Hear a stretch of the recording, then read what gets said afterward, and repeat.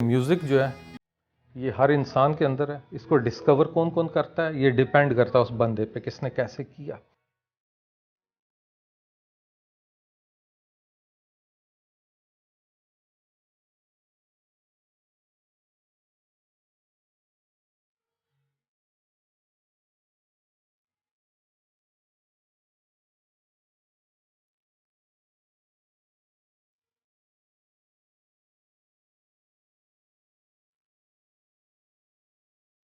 शौक तो मुझे आप कह सकते हैं कि जिसको जैसे कोई बच्चा कोई चीज़ नहीं देखता उसके बाद उसको खुशी होती है देख के।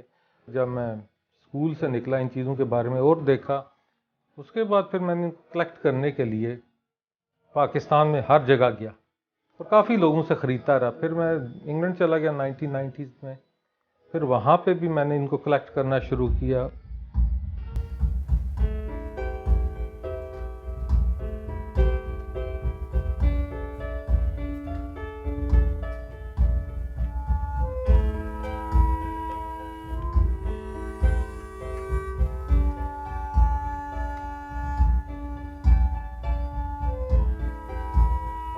कम से कम मेरे पास यहाँ पे होंगे 15,000 तो ईपीज़ होंगे, जो एक्सेंट प्ले जो जिनको कहते हैं आप, क्योंकि पाकिस्तान में बनते ही ज़्यादा ईपीज़ थे।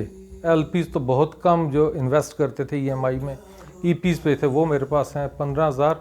और जो एलपीज़ हैं ज़्यादा इंडियन फिल्मों के हैं और वो सारे रेयर हैं। नाज़िया हसन की मेरे पास है, दैट्स वेरी रेयर। मेरा ख्याल है टोटल वो आज तक 4 टेस्ट एलपीज़ बने हैं, जिनमें से एक मेरे पास है। उसके अलावा कुछ इंडियंस का है, मेहदी हसन साहब का है जिसमें उन्होंने इकबाल की शायरी को गाया। हबीब जालिब के हैं जो उन्होंने गाए। फैज़ के हैं मेरे पास। बहुत ज़्यादा मेंटेनेंस इनकी मुश्किल होती है। इनकी ह्यूमिडिटी कंट्रोल करने के लिए आपको डीह्यूमिडिफायर्स चाहिए, जो कि एक अलहदा बिल है इनका देना।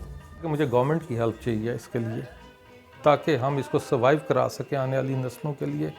अगर ये ऐसे ही पड़ा रहा, मैंने तो जाना ही है, ये भी ख़त्म हो जाएगा और मेरे ख़त्म होने की कोई कीमत नहीं, इसके ख़त्म होने की वैल्यू है।